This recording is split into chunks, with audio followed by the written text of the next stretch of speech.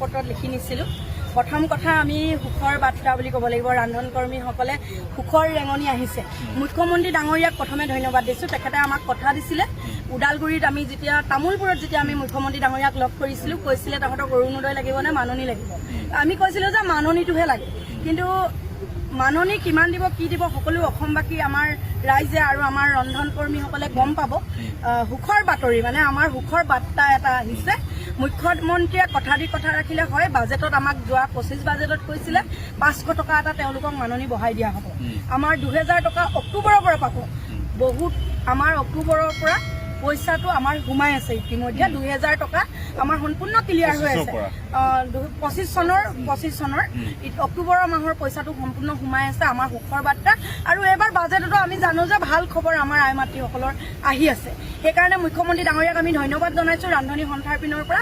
আৰু শিক্ষামন্ত্ৰী ডাঙৰীয়াকো আমি লগতে ধন্যবাদ জনাব লাগিব।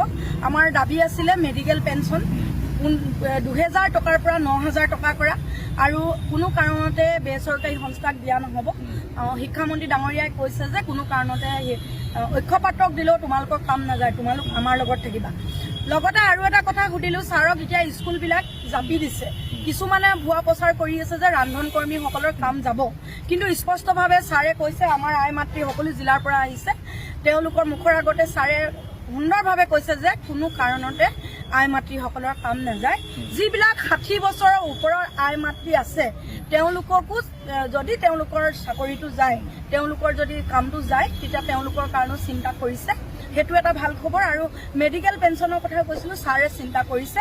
আৰু লগতে আমাৰ মাননিটো এইবাৰো অকণমান বাঢ়িব বুলি আমি গম পাইছোঁ।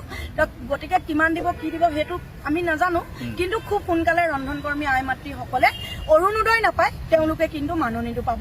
সেইকাৰণে শিক্ষামন্ত্ৰী ডাঙৰীয়াক আমি ধন্যবাদ দিছোঁ।